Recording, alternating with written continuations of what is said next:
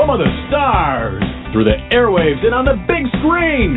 Coming to you live from Hollywood, it's Rated G Radio with your host, Garrett Miller.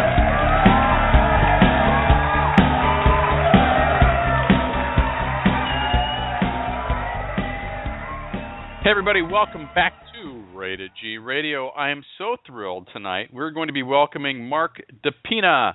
We call him Dip because everybody in the world calls him Dip.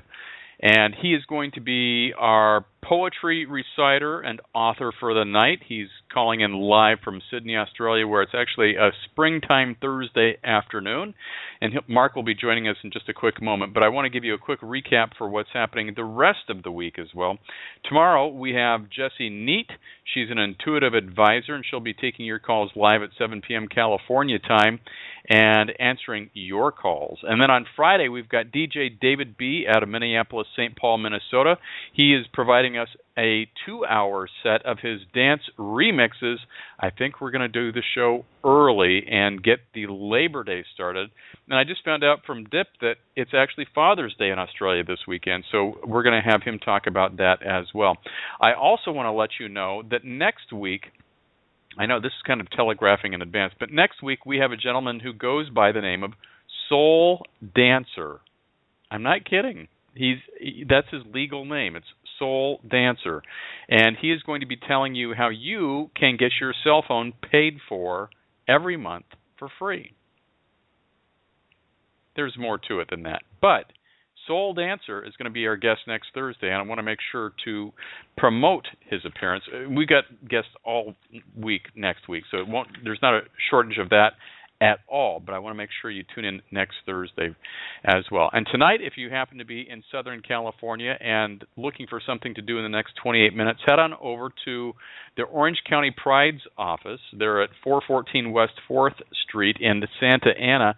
You can be part of the Pride Open Forum. It's an opportunity to talk about event planning for 2015 and 16. I encourage you to go do that. And my last little bit of news, and this is new news, brand new news that just kind of evolved today, and so there's going to be much more information coming out shortly. But I have partnered with a travel company called Best Single Travel.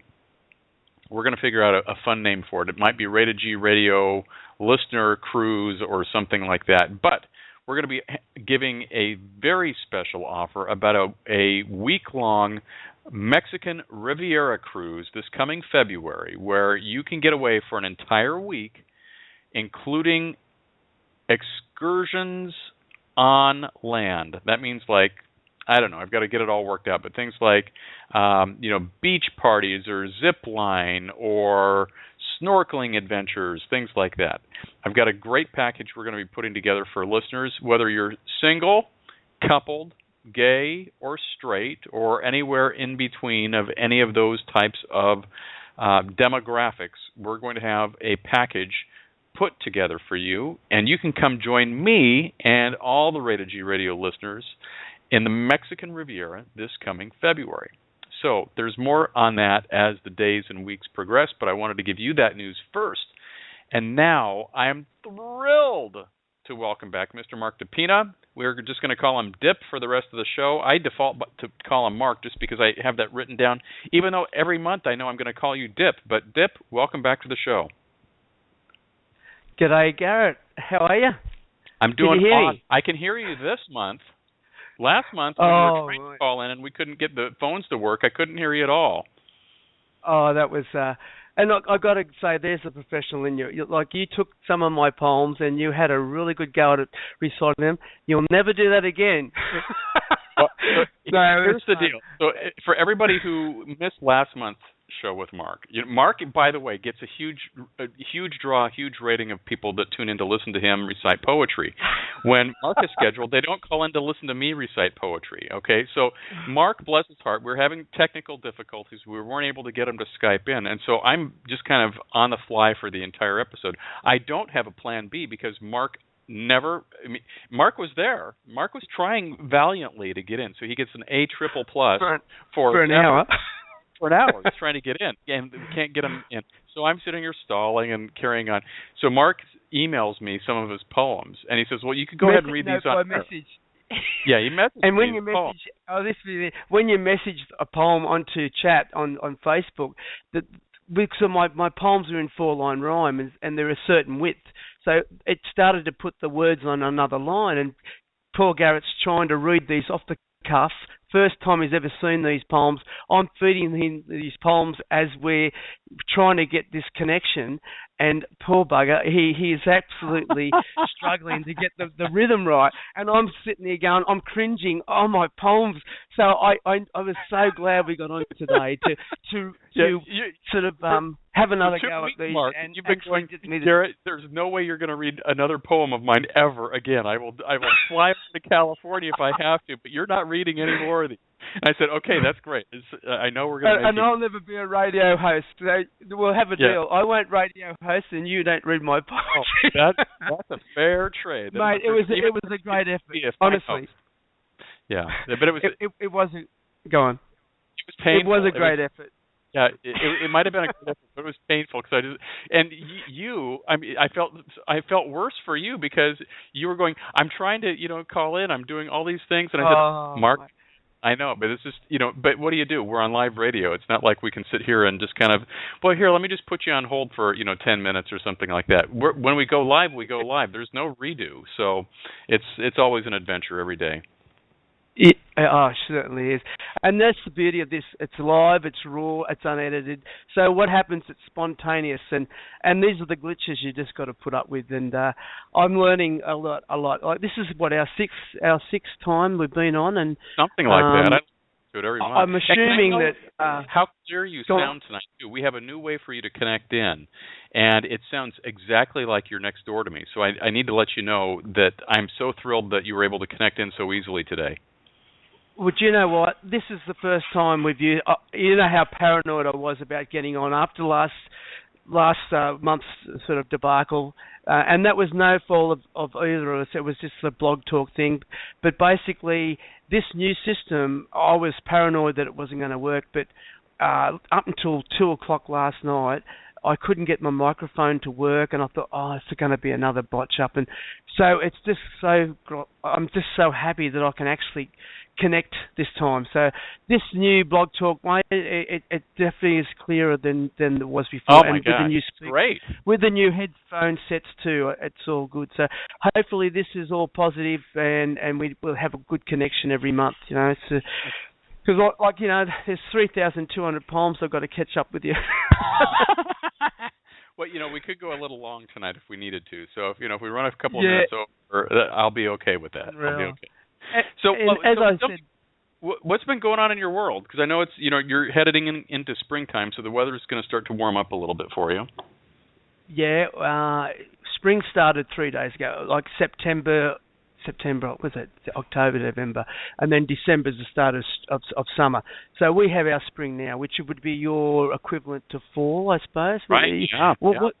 What's just started for you 3 days ago would be officially your fall, wouldn't it? Is that what it's called? I don't think fall really starts for us until the end of September, and it kind of changes every year. But I mean, we're in probably some of the hottest weather that we've had this year. We had the equivalent of 47 degrees Celsius when I was up in LA on Friday coming home on the freeway. I was 47 degrees Celsius, or 117 degrees. So it was friggin' hot. That's amazing. It's crazy. 47 degrees. 47. I mean, we get the hottest days, 42. This summer is supposedly this El Nino or Nino, whatever they call it, and they're predicting a hot summer. And one of the things that we have in our area in Sydney is the bushfires that can start from really simple things as just could be just a cigarette butt or actually just natural. But we had some amazing fires through the national park, like where I live in Cronulla. You look across the river and there's got the national park, which is like all this natural bushland, and it was absolutely just completely on fire right across the ridge in '94. I don't think I've ever seen it. It was just amazing to see. But we got these eucalypt trees, and they're full of oil, and that's the biggest issue, is that they just can just explode, these trees in the heat. that much. Now, I don't think you have eucalypt trees in America, do you? The main trees that... I think so, but not anything crazy. But we've got forest fires that are going crazy on the western part of the United States right now. But I think it's worldwide. Well, there's definitely climate changing all the time, and people try and sort of define it, but you can't. You just can't predict. Like, it would have been a week ago. You could have been in board shorts in the water, and then you think you put all your stuff away, all your wetsuits, and next minute it's freezing again. You just can't pick this weather, and with the warm temperature, everyone wants to get back into the surf, and I've just got out of the water. Then actually, I had a wave before I came on air, and I always come out dripping wet and race down, thinking, I've got to get home to get you.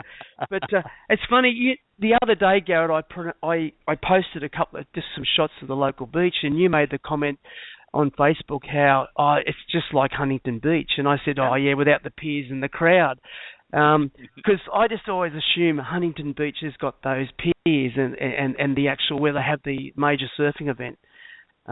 We do have a pier. So, and we do have some nice waves, but yours.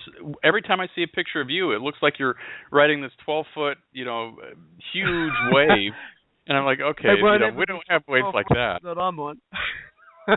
I'm not really one for big waves. I love my surfing, but I know my limits. We sort of got some great spots to surf around Cronulla and the local area, but as you know, one of my favourite things is to go across to the Mentawai Islands, which is in the ocean, and it's about northwest of Indonesian Bali chain, like where the islands are. Runs parallel with the coast off Sumatra, and it's a resort I go that takes only 10 surfers on this land camp. And this will be my 8th trip, and this time I'm taking both my boys, who are now 31 and 30, and it's like a father and son thing. And I've taken my youngest boy up a couple of times, but this will be the first time I'm going to have both the boys, and I'm really looking forward to the old father and son trip, because my eldest son is just married in October, and I'm certain that in the next year or so that they'll be looking at starting a family, and this is a small window to grab them both before things get a bit serious again. With it's very difficult when you sort of have kids at that age, because I booked 7 spots for this with Aaron and Matthew's friends, and one by one they fell out because of marriages or having children, and where I'm just made, as I said, I got made redundant at work after 35 years at the local oil refinery, which is like a severance. I got a severance pay, so I'm actually redundant or retired 8 months now, and so my life now is surfing and writing, and I just got the passion to write. And as I said to you that off air, that this, just for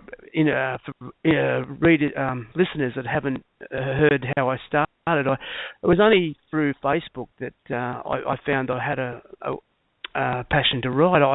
I was asked to come along and look at surfing photos about 5 years ago on Facebook, and I started to make comment in rhyme, and I just really enjoyed rhyming words, and some 3,267 poems down the track, and my second book coming out, I've just never lost the passion, and so hence I sort of mainly get inspired by the images on Facebook. Most of my poems are all basic 4-line rhyme, and they're very simple. They're not very metaphorical, or they're not. You don't have to get out of the thesaurus to understand what they mean. And I've got a bit of a following on my Facebook site called Dip Tales, Poems from the Heart. And then I think our common friend was Dr. Jeff Mullen in South Africa, who suggested I get in contact. Well, he's in South Africa. You're in Australia. I'm here in the United States, and here we are, all friends. And I think we chat with each other at least fairly regularly. And can you imagine what a small world this now is with the beauty of Facebook? Do you know what? Like, people knocks Facebook for what it is, and social network. Look, it's been a great platform for me, and I've so many friends via writing, and I go to another site called Fan Story, which is a site for writers and poets who they critique your work, and you get to sort of you're allowed to put out 2 poems a day. So with my 3,000 odd poems, I've got another 30 years of poems coming. But the funny thing is, you get a bit of a fan base, and look, as much as I admire wordsmiths, everyone's got their different styles of writing, and I've always just enjoyed the basic 4-line rhyming poetry, and nearly all my poems are based around photos. So the images, the poems I tell you tonight, if you went to my Facebook site, you'd realise, and because you'd see the image that inspired me to write the poem. So it's a pity that you haven't got video where you can actually see the picture. That so when I go to the nursing homes and recite my poetry, I actually have a PowerPoint presentation, and I project up on the wall the image that inspired me to write the words, and so the old folk sit in the chairs, the ones that don't fall asleep on me, and they look at the image as I'm saying the poem on the lectern to the side, and then I've got a little laser clicker, and I just change the image. But it's good because they can understand how I was inspired by the picture, and that's what I said. My second book of poems is called Poems from the Sea, and basically it's around the amazing ocean photographers that I've met through Facebook. There's a couple of guys from America, namely Morgan Mason. There's another fellow that I've got Australian, Tim Bonathan. I've got Warren Keelan from Wollongong, which is a southern suburb of Sydney. And his friend is Steen Barnes, and they put out some amazing ocean photos that are just incredible. And so I just see the photo and I just put words to them, and I'm just getting their blessing now to use their photos where I get the high resolution photo on the right hand side of the page, and the poem on the left, and that tells about the picture. But I just want to get their blessing to use high-resolution photos in the book to get the maximum. So it's a win-win. I get to promote their work and their page, and get people to go to their site to see their beautiful photography, and I get to do my poetry and show these pictures to everyone, which is great because most poetry books I don't have the pictures like I have. The first book, Poems from the Heart, was basically like that, where I put the words into the picture. And I only made 500 copies, and it was all just a bit of fun, and people liked it. And I've just got this passion. Now that I'm not working, I can concentrate on the poetry, and which way I want to go now is more to songwriting, and I've been playing with revisiting my poems and looking at putting lyrics to the poems and choruses to the poetry, because this face of music is like poetry is and songs of music to poetry, and that's what I found. A lot can be converted, and I've had a few friends, as I've said before on the air, that are actually have laid down a few songs to my poems, and what I'd love to do is to actually lay down a whole album of my poems to music. A friend of my son's, I didn't even know he could play guitar, and I heard him in the garage. He's been staying in we've got a little sort of a granny flat thing in the garage, and I heard him playing a guitar, and I told him that I've got a few poems here, and he grabbed them, and he laid down these tracks, and I just did with the GarageBand. It's just a little simple application that, on the iPhone, and oh my God, it sounds great.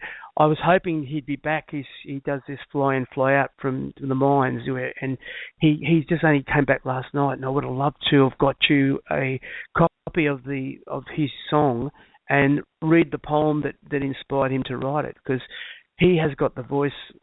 This guy's like 6'4". He's got the tats going, and I looked at him and I thought, he wouldn't be into music, and honestly, he has the most amazing voice.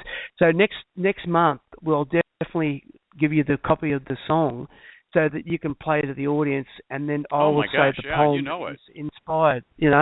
That's where I want to go with my songwriting at the moment. But I've got so many things I want to get out to you today because of the last month. But remember, last month was when I had together. I think it was about the time when we're talking about surfing, and the Jeffreys Bay was a surfing event in South Africa, and we have a fellow competitor, a pro surfer named Mick Fanning, and everyone knows the incident in Australia because it was pretty famous, where he was in a heat, and basically he was attacked by a shark, and it got tangled in his leg rope. It snapped the leg rope, and then a wave came, and you never saw him, and you just saw the pectoral fin sticking out, and everyone just thought the worst. So I was watching it live on Fox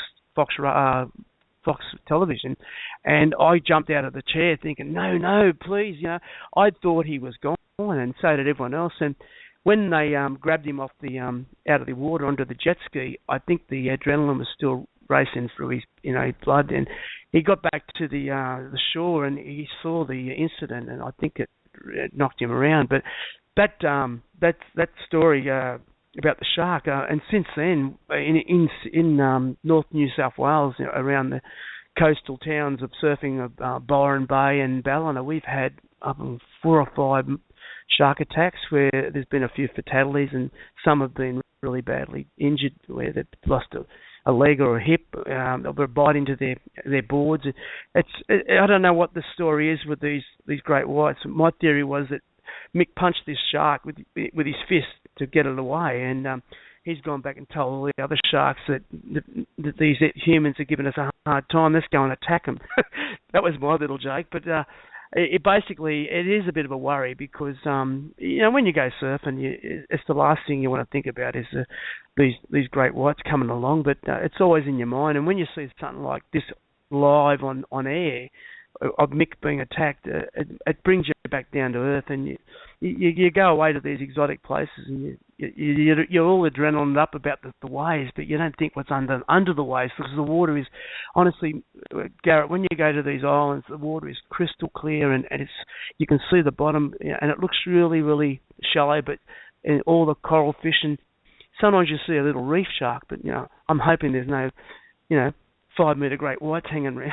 It's the last thing you want in those places. But what that did with the incident with Mick, and inspired me to write a bit of a humour. I was trying to make light of the situation, and I wrote this poem, and we'll get into this because this is what I was going to say to last the interview that we missed out on there. But so you can imagine Mick Fanning's in this event, and there's like you've got Kelly Slater as one of your everyone knows Kelly Slater as 11 times world champ, and he's in this event with Mick and all these famous surfers that are really this is what one of the legs of about 11 tour. It's called the World Surf League now, and it's about 11 major events to make up, and the winning of the points, you get 1,000 points for a win and whatever, and they add up and they become a world champion from that. You don't necessarily have to win that event.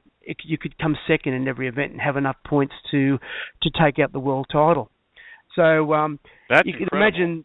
Yeah, so Mick's out in this event. There's 3 in the water, right? And Mick's waiting for a wave. Next minute, you see all this rustle in the water, and then you see this fin come up, and Mick's sort of rolling, and then a wave comes in, and you don't see Mick, and everyone's thinking the worst. And what he'd done in that meantime, he's punched the shark away. And whether it was just inquisitive, because if it was a great white, the theory is that if you ever seen those footage of great whites attacking a seal, they come up from the depth and they just go. They virtually launch themselves, and the seal's in the mouth, And there's different theories about, that these sharks were, if they're fair dinkum attacking Michael at the time, they would have come up from the depth. There's theories that he was just inquisitive and all this. But you know what? If you're out there surfing and you get a shark come along and take your leg rope and snap it in half, surely it must be psychologically affecting you. And Mick's now going on, and he's going to he competed in Chopu, which is in Tahiti, since then. And then the event, I think, after that was, we had it at Huntington, and I think it's going to Trestles as well.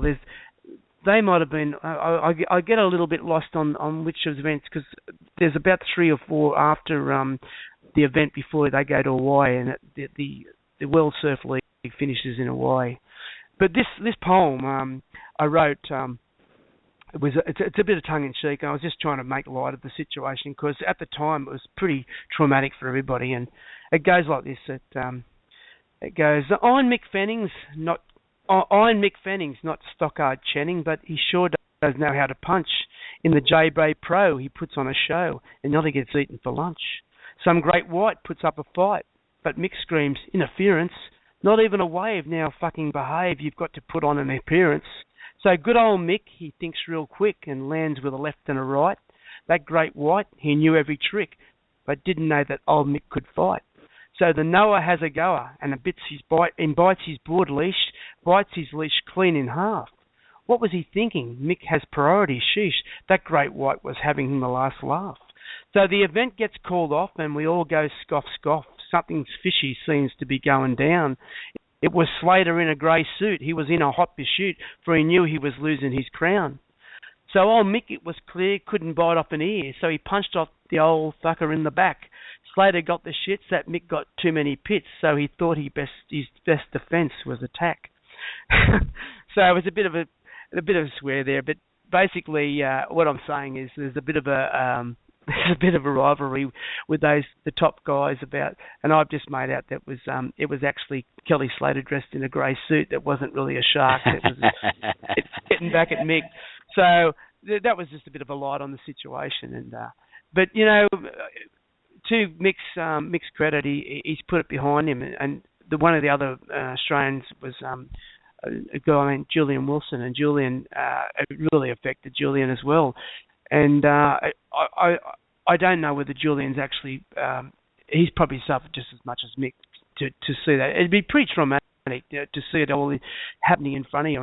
And Julian was sort of paddling as fast as he could towards Mick. Now you don't know how you're going to react in a situation, and you know, it's the old flight or flight. You know, you don't know whether you're going to just absolutely freeze or go and sort of, you know, the first thing that Julian thought about was trying to save Mick. It was just surreal, you know, the whole thing, to see it live on TV. You know, it's not like it was a sort of Sharknado, one of those movies. It was actually happening, and it's the first time in a competition that's ever been televised like that. And I'm sure there's been attacks or in just free surfing. Well, it has, but to see it in live television all around the world, everyone saw it, and I think there'd be a lot of surfers that are pretty traumatized, you know, when they go out, that they think about that all the time now. So, but it doesn't stop. For you, Mark. You know, as somebody who's been a surfer for pretty much all your life, do you ever remember getting any type of training or advice from anybody about what happens if you do see sharks and that type of stuff? And I'm not to be turning it all, you know, non-poetry here, but I've never asked anybody that. You know what? You don't get training on it, but look, you're aware that you're visiting their domain. You know, the ocean is for the sharks, and there's all this thing. Oh, we got a cold, we got to get rid of the sharks. But at the end of the day, you know, we're visiting their environment, and you're going to get this issue. I mean, there's actually a magnetic shark repellent band or something that. You know, you'd think that if it was that bad, that people that those sort of people that make that product would be pushing it left, right, and centre now to get everyone to wear it, and supposedly puts out a magnetic signal and puts the shark off. But when you're out there, there's no real train. I mean, how do you train for a shark? You don't even know it's coming. You know, you hear these stories that they circle and all this, but with these great whites, the story is they just come up from the depth and just propel themselves. So I don't think you can actually train for that. You know, although to Mick's credit, his reaction was to punch it. I mean, you hear if you can punch it in the nose, you know, you're going to put it off.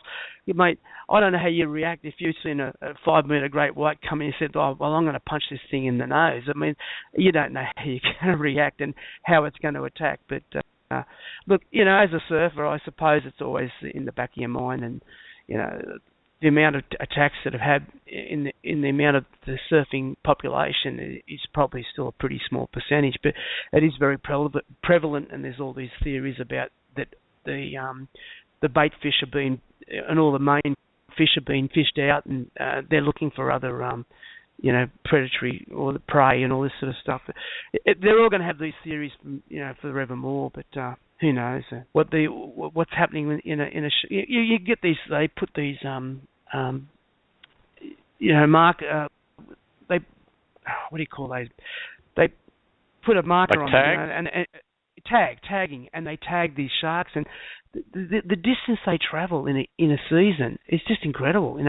They've caught these things where they've tagged them in Australia, and they've found them in South Africa. So they're not known not to be just territorial. They'll travel a long way, and you just don't know where they've come from. And just shows you the speed of those things, and this like when you see some of these footage that you see on Facebook, someone like Fishers, they've actually filmed these sharks attacking, and it seems to be very prevalent in South Africa where they attack seal colonies and that. But whenever you see bait fish out in the water and there's a lot of flapping around, you start to think, oh, what's chasing the bait fish? Right. Yeah. But anyway, that's that.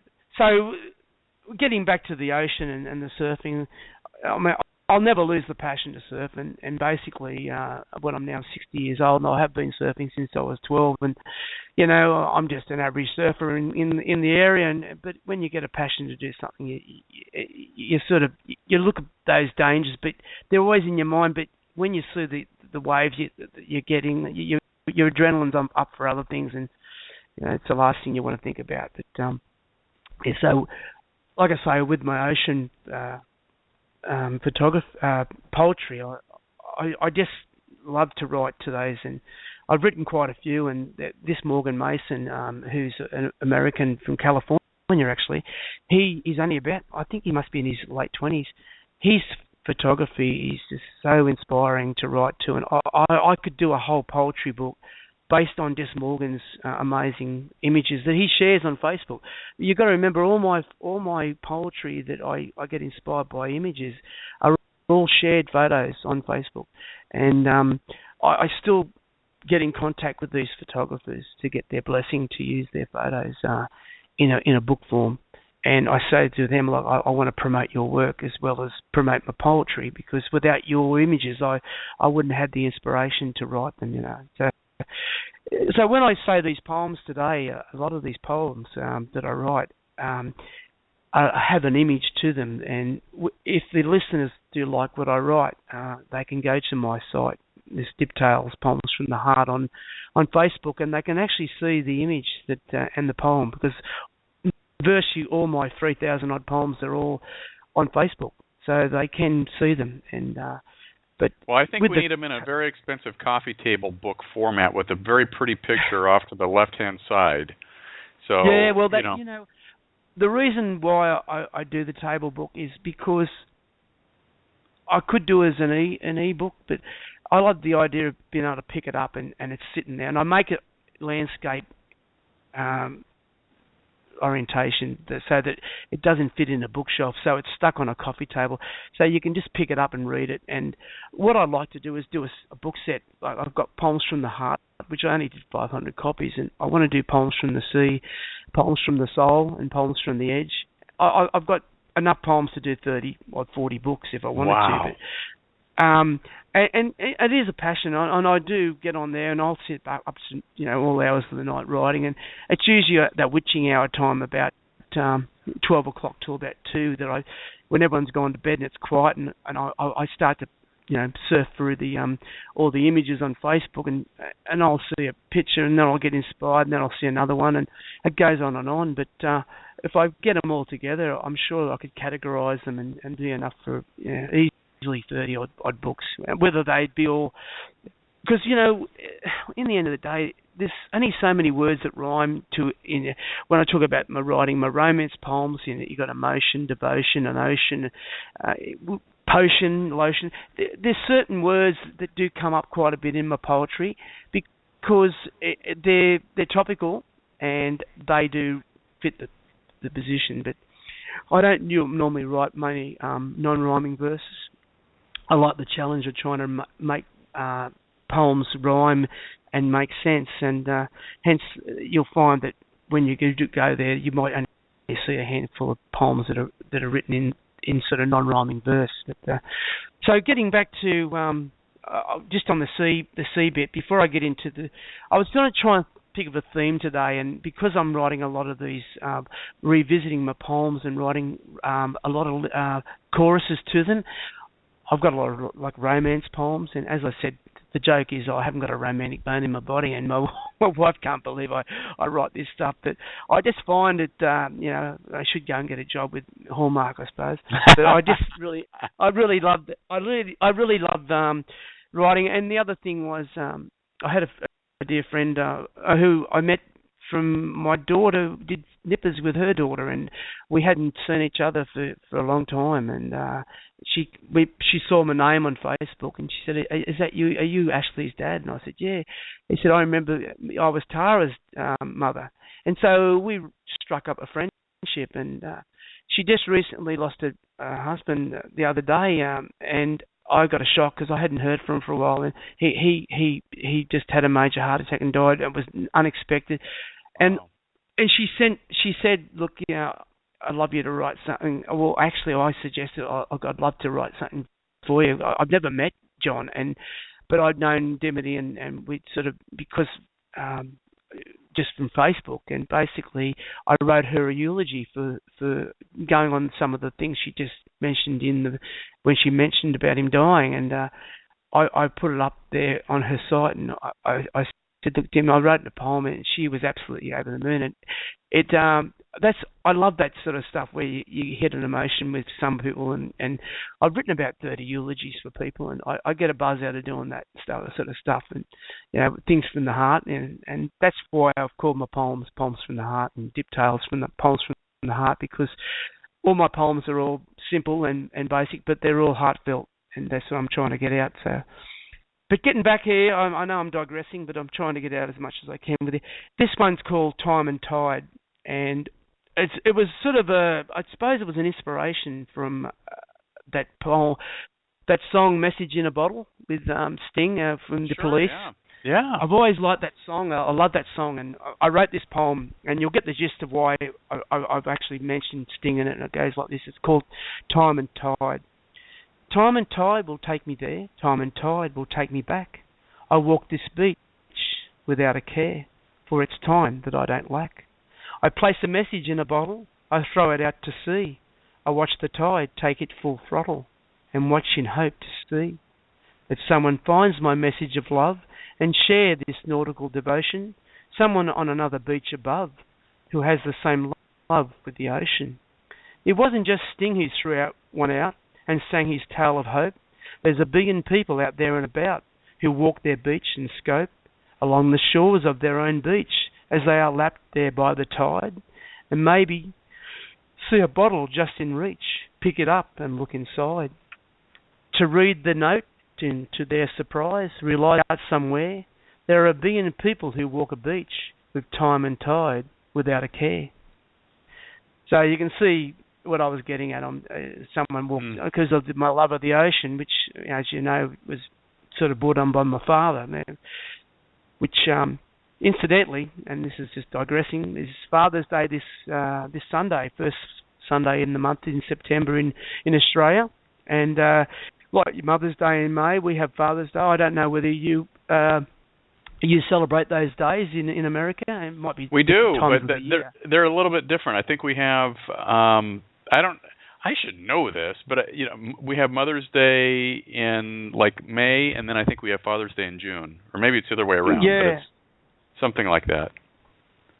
Yeah, well, this is one, and it's always a bit sort of melancholy for me because I lost my dad, as you know, 6 years ago, and we were pretty close, and I've actually said a lot of poems before, and in my poetry book, the first one, Poems from the Heart, the start of the book is a picture of my wife when she was 23, and I love this photo as a slide photo, and I wrote this heartfelt poem, and Lee's never really liked Facebook book, and she's very private, and she can't believe that I can write romance poems. So I deliberately put her in the book, and I wrote this really romantic sort of poem, and never told her. When she picked up the book, and she said, "What's this?" I said, "Oh, that's my coffee table book of poems." She said, "Oh," and then she's opened the book, and there's a picture of her when she was 23, and she says, "Oh." And she's written this, I can see she was welling up reading this. I wrote this really heartfelt sort of words, and then because she's been totally against me on Facebook because I spend hours on there, and she's going, "Geez, you could have photoshopped the pimple off my forehead, Like she's gone from like I don't give a bugger about Facebook to we could have made the photo better. So and then at the end, the last picture in my book is my picture of my dad, and on that poem I think I've said it before. It's the one in the book. Another angel came today, picked up my dad, and it's about losing my father and how he gave me the love of the sea, and the letter back from heaven, how he, 4 years later, it's a letter from Dad, and I do that I do that at the nursing homes, and that always goes down really well. They love that one, and I really enjoy saying it. For 3 months I couldn't say the poem. It got me so sort of melancholy and upset when I read it. I had to stop. So I'm used to it now because it's 6 years down the track. But it's still, Father's Day always gets me a bit sentimental. So I wrote a couple of new ones, and I know there's new listeners that probably are getting the gist of where I'm coming from with my 4-line rhyming poetry. But you just don't know. There could be listeners out there who said, "Yeah, we heard this last time," but I'm always sort of like to introduce myself as where my poetry got originated from and how it all started, because it's just interesting. Because like at 56, when I first discovered writing, was just by accident. I hadn't picked up a pen in anger before that. I didn't even know I even liked poetry, and was only big through Facebook that someone said, "Come and look at surfing photos." That I started to comment in rhyme. That's how it all started. I just love to do it, and there's a passion there to do it, and that's where I want to head. I want to do my own sort of audience with Dip and Friends, where I actually get on stage and have a few musician friends that can put music to my poetry and be on stage, and I bring them up and I say my poem, and they actually do a musical version of the poem. So that would be great. I'd love to do that. I've got a few. That'll be awesome. Yeah, I've got a few friends in Australia that who are willing to go back to grassroots. They're musicians in their own right, and they're willing to come down on stage and just come out of the audience and learn something.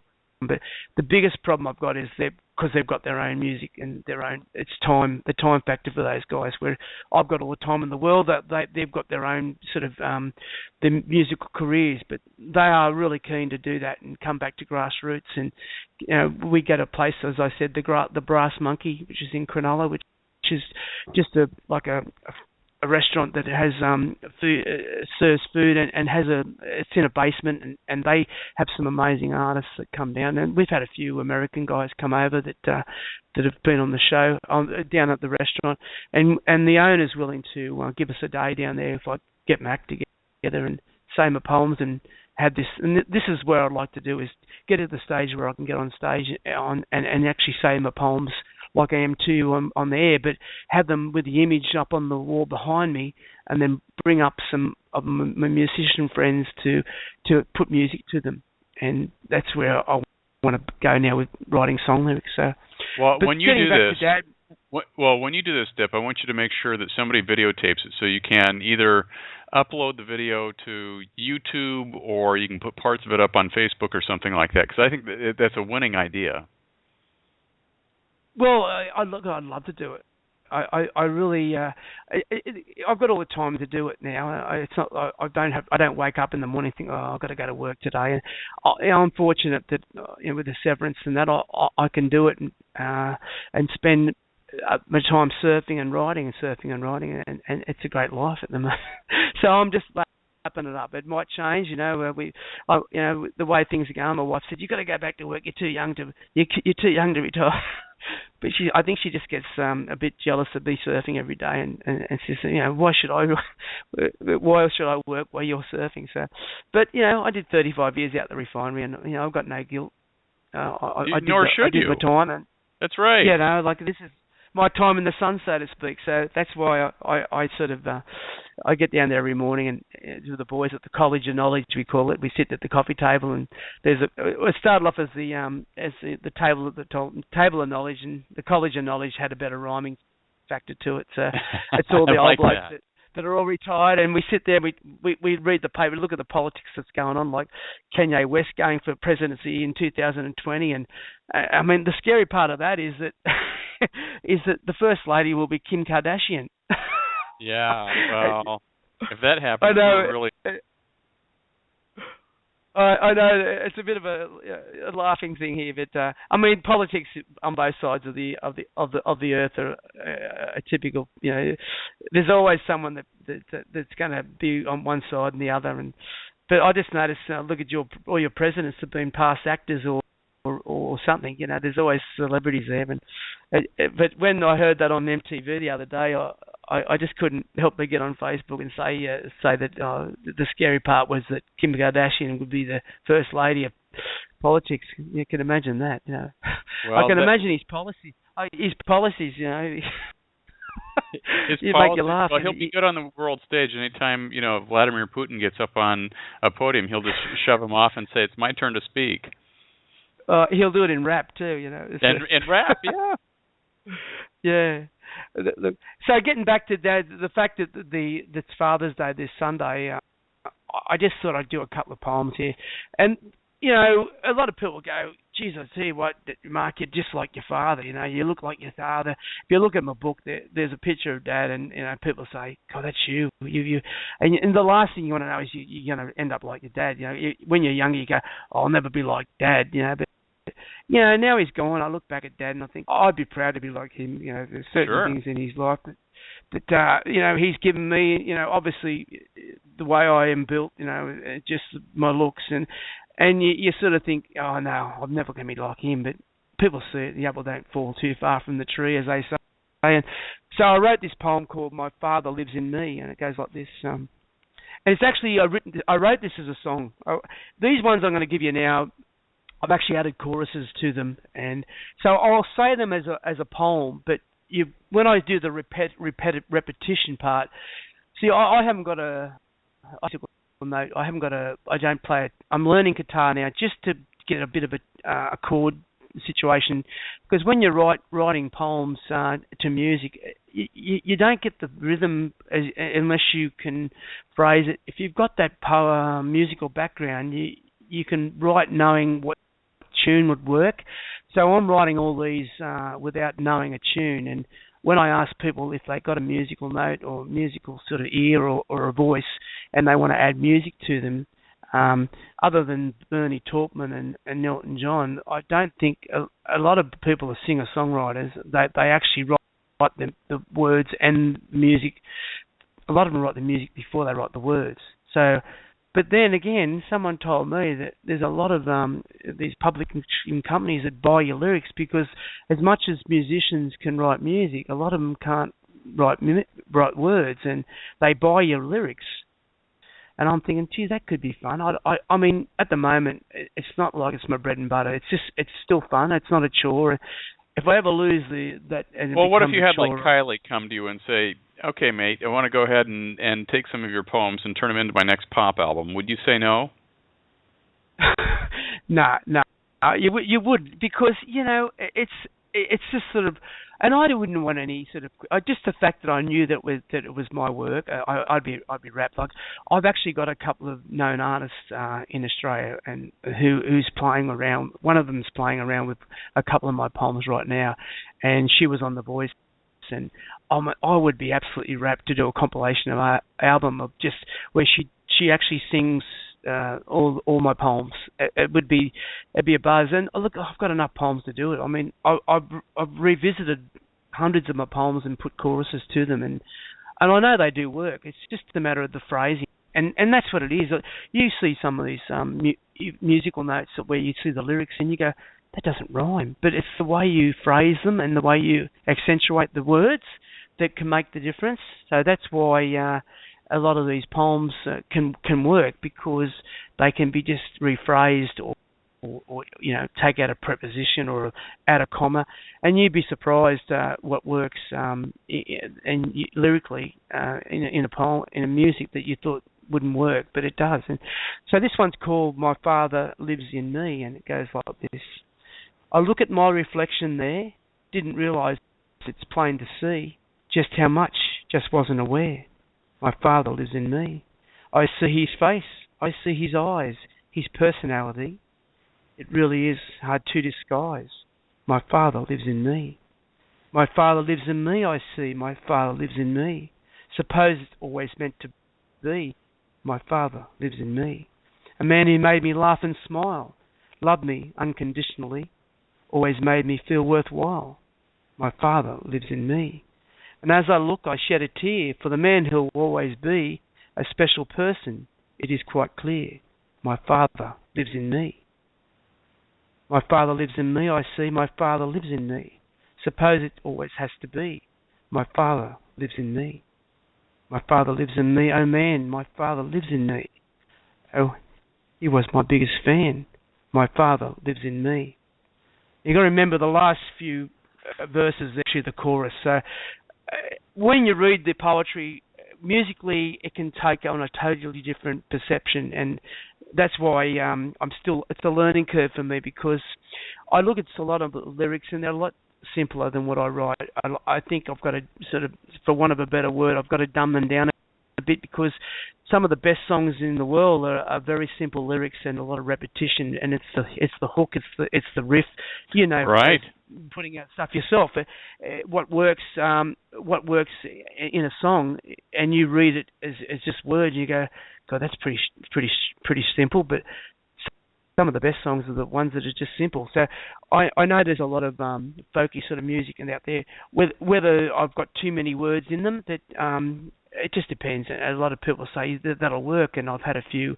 This guy, it's a friend of my son's, Astro, who's the Kiwi guy, and he's actually put 3 songs together now, and I would have loved to have him for today, because they are just absolutely. He's got the voice of an angel. Honestly, if you saw the guy and saw this voice, you just wouldn't associate. And I'm sure that happens a lot, where you hear a voice on radio and you see the guy in life, and you go, how can that voice come out of that guy or that girl? And it just surprises you all the time when you see these voice shows, and you see these America's Got Talent or England's Got Talent, and they get interviewed in the original pre-song, and you go, and you see the judges are writing them off, and as soon as they start to sing, they go back and they pan back to the faces of the judges, and they just blown away. And the classic case is that song Nessun Dorma. It was a famous poetic opera song there, and there was I think it was Britain's Got Talent. There was just a telephone technician named Paul Potts. He had the old buck teeth, and he's got on there, and you can see everyone giggling in the audience, and he's come out with this voice of this operatic voice that just, and it put tingles down you. Opera, I mean, I didn't think I'd ever have this emotion for opera like I did. It's the last thing I could think. I love all music, be it rap, be it R&B, be it like all the old stuff. I love the rock and roll. I love going back to the 80s. But I never thought I'd have this. When this guy came out with this song, it just changes you. Music can just have that effect. That's the beauty of music. What one person's trash is another person's treasure. So, the fact that we've all got different tastes. Exactly. Well, and that's it. Everybody's going to have something that's going to be a little bit different. So, I mean, if it's some people like polka music, some people like country western, some people like rock and roll, some people like rap. And I can tell you, out of those 4 categories, which I really don't like, but it doesn't mean that's any less popular. So it's it's interesting to hear your take on subjects. But I love the poems that you write about your dad. Yeah. Well, actually. This last one, I wrote this a while. I wrote this after Dad passed away in a nursing home. Dad got dementia and I watched him deteriorate over 17 months. Like my mum went like bang, just massive heart attack in bed, and she was gone. But I watched Dad just go from the man he was to just a shell, and it was very sad. It was very sad. And I wrote this poem called Through My Father's Eyes, and it goes like this. I was there when he passed on. I really can't disguise the feeling I had when he was gone. Through my father's eyes, love and tears won't bring him back. I suppose that is no surprise. Emotions and feelings I didn't lack. Through my father's eyes. The angels have taken my dad right now. They've taken him to heavenly skies. For I have forsaken and I don't know how. Through my father's eyes. If you have a dad who is still with you, I suppose this is what applies. Show him the love which always comes through when you look into your father's eyes. Tell him you love him. Go grab his hand. Tell him before he dies. I think he'll know, he'll understand when you tell him through his eyes.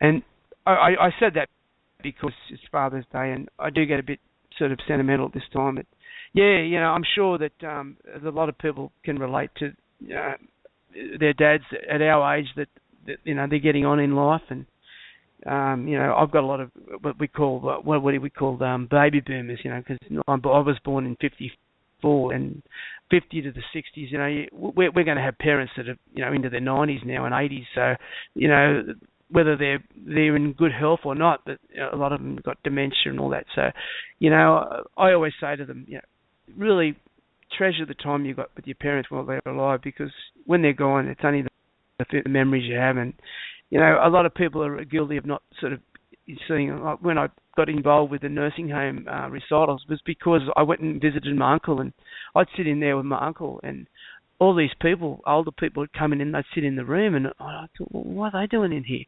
They've got no one to talk to. They're people.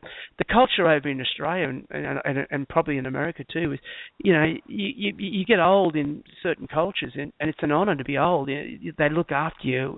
Your folk in Australia, you can't be quick enough to put you in a nursing home. I know my kids would be, you know, there's a bit of a joke going around, be nice to your kids because they'll choose your nursing home, and it's pretty well true. As soon as they're just looking at, we'll get you your nursing home and take over your house, and you think you bring up your kids and you give them everything, and then the next minute you're in a nursing home and you're forgotten.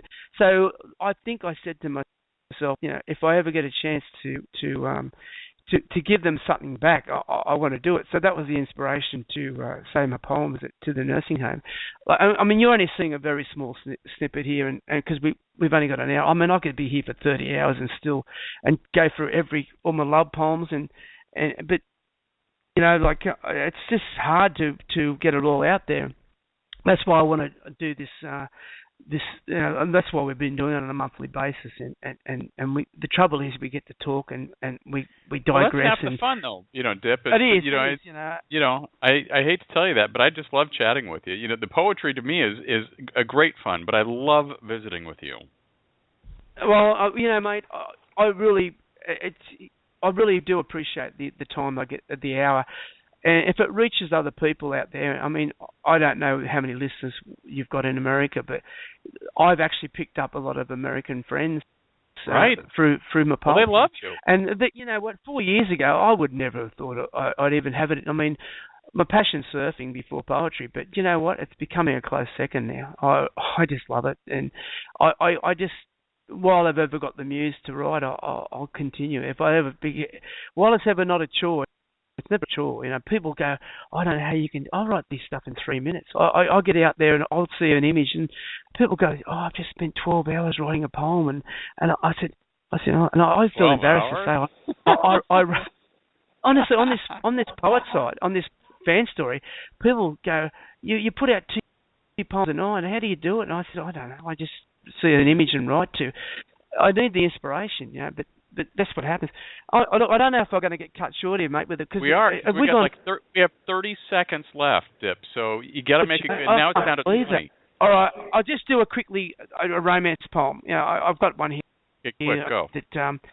Okay. It's called I Hold You Closer. I hold you closer in my arms. My love for you grows stronger. You take me in with your secret charms. Just hope for so much longer. I caress your nape with soothing fingers. I hold you from behind. There's no escape whilst my love lingers. You reciprocate in kind. I love the smell as I nuzzle you there, your softness so alluring. I love the smell of your auburn hair, this love can never be curing. I hold your hips as we dance to the beat, we move here just as one. I taste your lips, they are so sweet, you make our loving fun.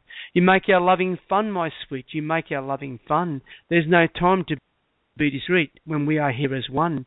We are here as one, my love, when we are here as one. You just can't get enough. Our love is so much fun. So that had a chorus to it, sort of Nelly. I know that I can play around with that, and people.